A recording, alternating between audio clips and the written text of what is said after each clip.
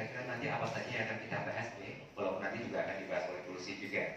Terkait TPID dan pasar murah di Kabupaten Sleman yang akan disampaikan oleh Bapak Haris, kemudian kesiapan Polresta Sleman dalam menghadapi liburan Nataru oleh Bapak Wakil Kapolresta Sleman, kemudian kesiapan destinasi wisata untuk libur Natal dan Tahun Baru dari Dinas Pariwisata, dan yang terakhir adalah rekayasa lalu lintas persiapan libur Natal dan Tahun Baru oleh Dinas Perhubungan. Untuk selengkapnya diskusi dan juga tanya jawab akan langsung saya serahkan kepada Ibu Habib, Ibu Sisilia, silakan.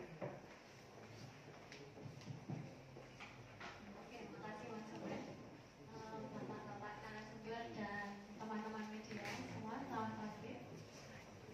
Alhamdulillah ya, kita pagi ini bisa berkumpul tepat waktu Bapak jam 8. Sedianya jumpa pers hari ini kita mulai jam undangan pertama jam setengah 10, tapi berhubung dengan adanya agenda mendadak Bapak, ada kunjungan ke Mensos, kebetulan hari ini full lokasinya di Sleman semua, dan dari Kemensos minta adanya mengundang teman-teman media untuk meliput kunjungan ke Mensos. Acara pertama ini sudah jalan di Queen Latifah, tapi setelah acara ini teman-teman media diaduri untuk bisa ikut hadir di gedung serbaguna.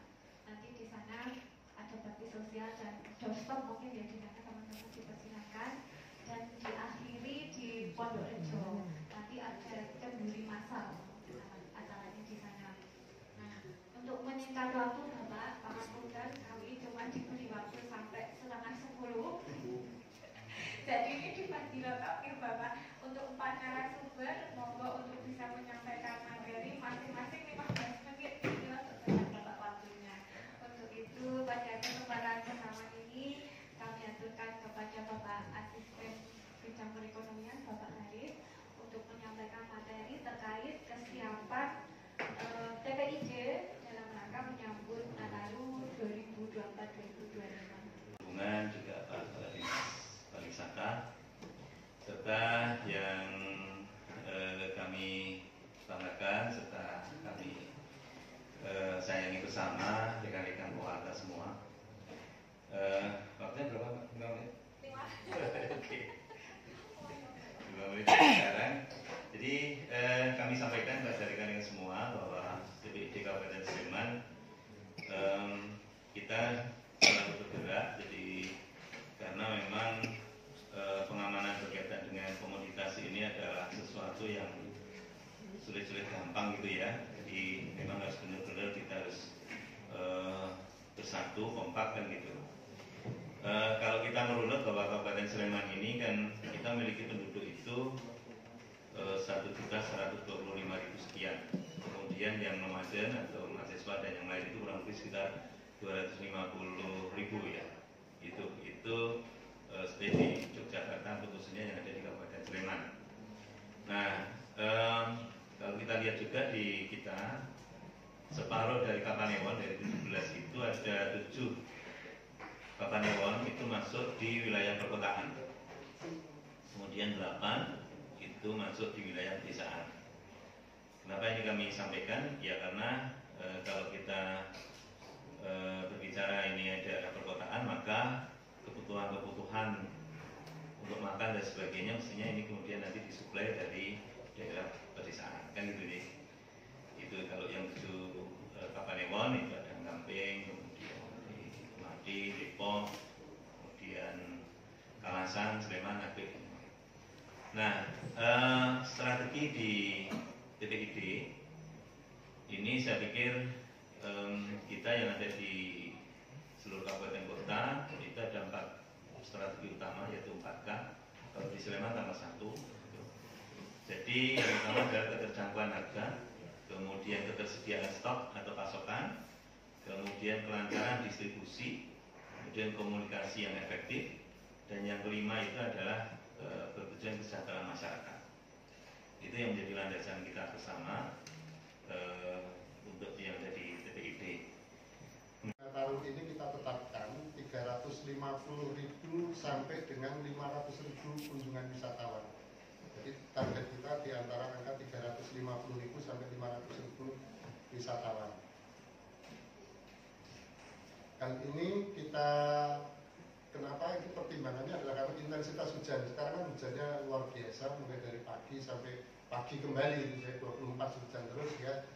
Itu juga sangat berpengaruh di dalam kita menetapkan target di tahun 2024 ini khusus untuk libur Nataru. Lama singgahnya di libur Nataru itu 1,05 sampai dengan 1,10 hari. Dengan keterisian hotel sekitar 70 sampai dengan 85%. Kemudian belanja wisatawan periode libur Natal 2024 dan tahun baru 2025 di angka 1.750.000 sampai dengan 2.250.000 per kunjungan, jadi bukan per sekolah tapi per kunjungan.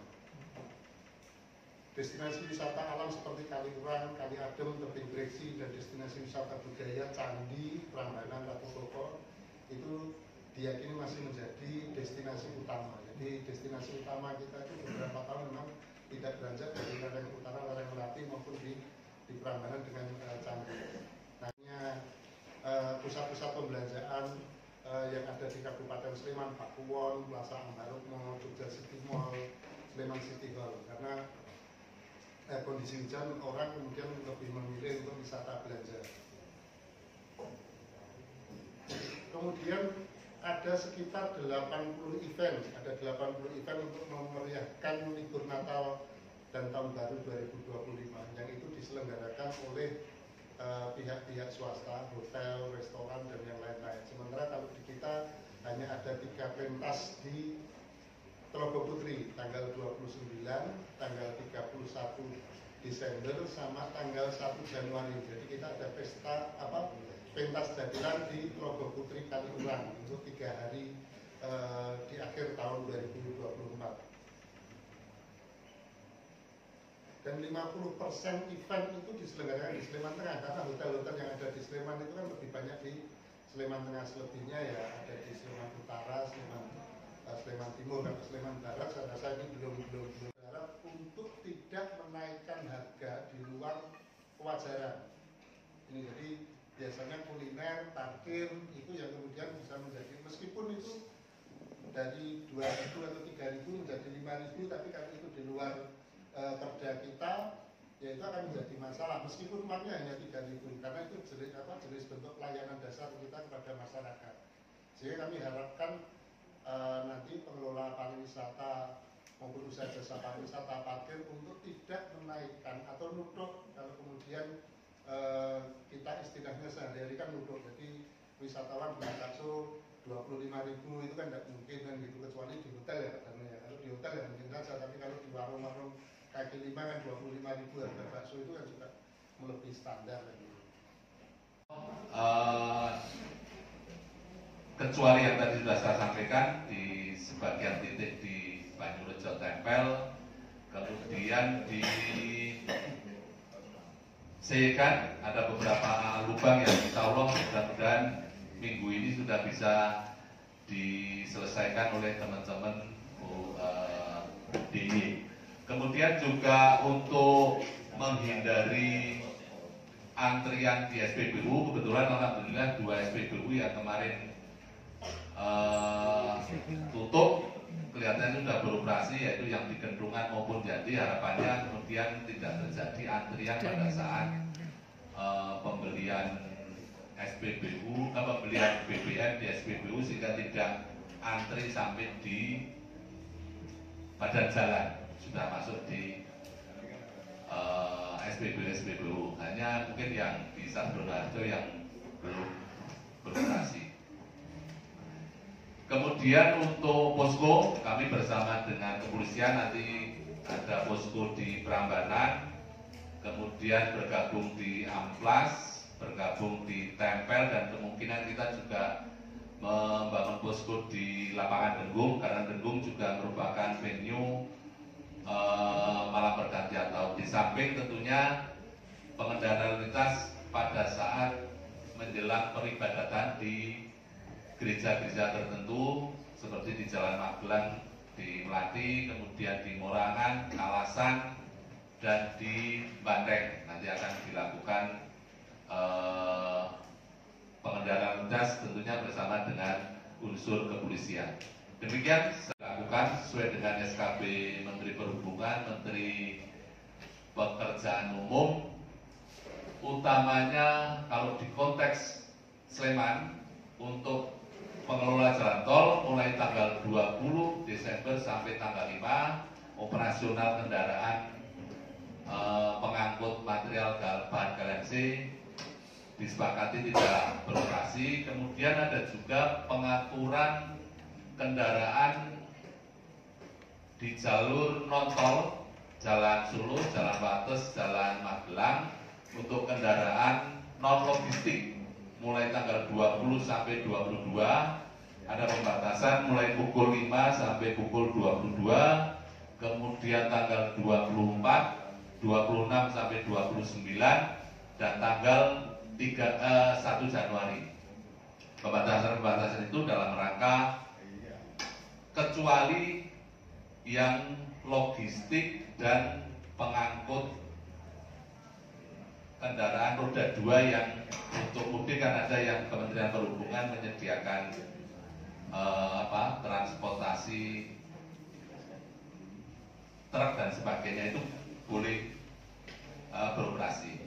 Persiapan pengamanan Natal dari Polres Sleman tadi sudah disampaikan dari narasumber awal dari Pak Asisten terkait dengan bagaimana kebutuhan pokok pasar ini juga menjadi sasaran daripada pengamanan. Tentunya kita pusat-pusat perbelanjaan maupun pasar-pasar tradisional juga kita akan pantau, terutama termasuk dengan kenaikan bahan pokok. Dan juga dalam sasaran pengamanan itu kan dibagi menjadi 3, orang, barang, dan orang, tempat, dan kegiatan.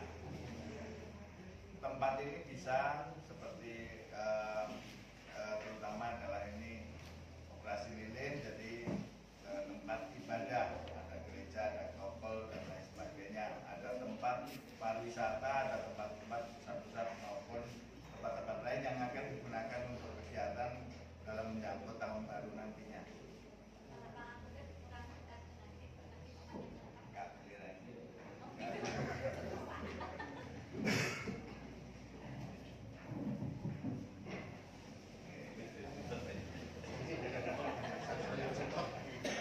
Kita sudah melaksanakan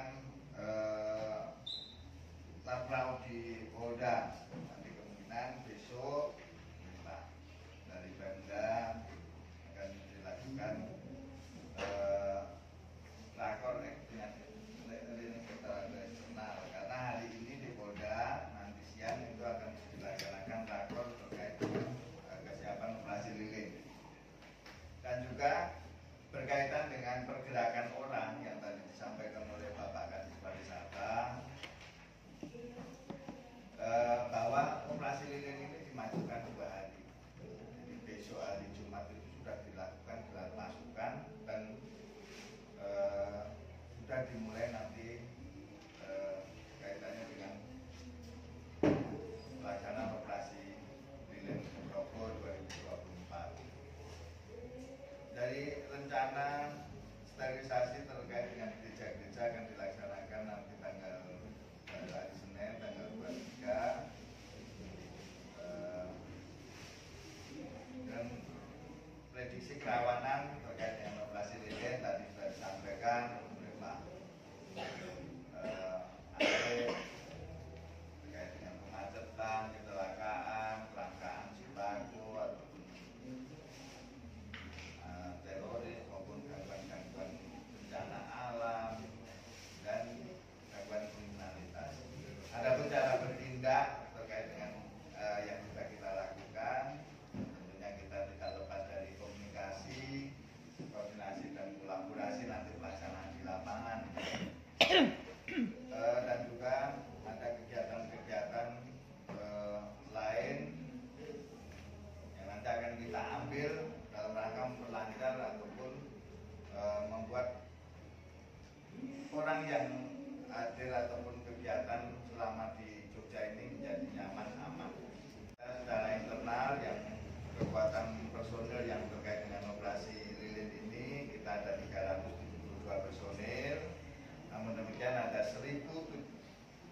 personel Polresta Sleman ini yang siap digerakkan ataupun siap nanti mem-backup kegiatan-kegiatan.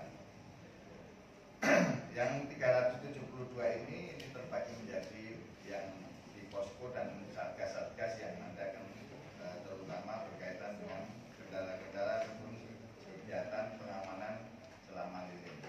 Dan juga dari hasil koordinasi awal bahwa kekuatan dari stakeholder, di sini ada anak buahnya Pak Arif, dari TNI, Satpol PP, dan instansi lain ada 614, dan juga nanti akan kita ketambahan dari BKO Polda. Bapak Ibu sekalian, bahwa nanti juga akan dibangun seperti tadi Pak Kadipul sampaikan bahwa ada 3 pospam. 3 pospam itu ditempel di Gamping dan Prambanan, dan juga ada posyan atau pos pelayanan yang akan dibangun di depan Amplas. Tadi terkait dengan rekayasa lalu lintas, Pak Arif sudah sampaikan, Pak Kadis Perhubungan sudah sampaikan. Di sini dari data kami bahwa pada Natal 2024 ini ada 107 tempat ibadah, 20 gereja besar dan 75 gereja serta 12 kopel yang akan melaksanakan ibadah. Provinsi Bina Barat juga penambahan. Tapi saya udah kemarin udah langsung kirim foto sama kondisi plus. Ada hitungannya per kamar Mestinya kalau itu 1 minggu sudah selesai. Kebetulan ngumpul di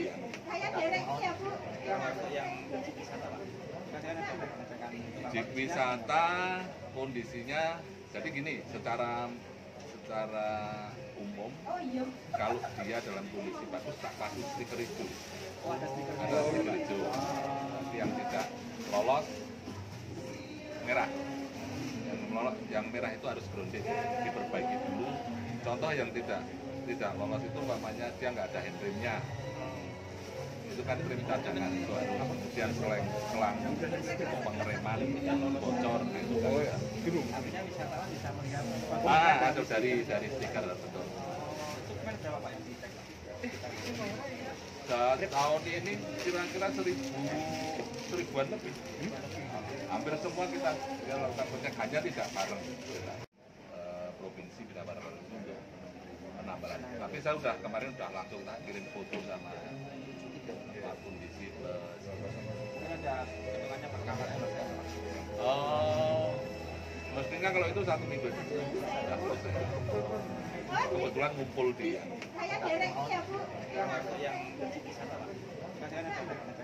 Jeep wisata kondisinya jadi gini, secara umum kalau dia dalam kondisi bagus tak kasih stiker hijau. Ada stiker hijau. Nanti yang tidak lolos merah. Yang merah itu harus grounded, diperbaiki dulu. Contoh yang tidak lolos itu umpamanya dia nggak ada handremnya, itu kan rem cadangan itu harus, kemudian selang pengereman bocor itu kan. Artinya wisatawan bisa melihat Ada dari stiker betul. berapa Pak yang dicek? Tahun ini kira-kira 1000-an lebih. Hampir semua kita lakukan pencegahannya tidak bareng. Tahu kondisi jalan-jalan di sekitar kita yang ada jalan alternatif, juga memberikan prioritas kepada para wisatawan untuk menuju terusan itu ya. Pak, target kunjungan ini kalau dibanding dengan Natal tahun lalu hampir sama, jadi tidak berbeda jauh karena kita tahun ini kan juga masih terkendala hujan juga, hujan yang intensitasnya cukup tinggi sehingga ini menjadi salah satu pertimbangan dalam menetapkan target kunjungan wisata di Natal.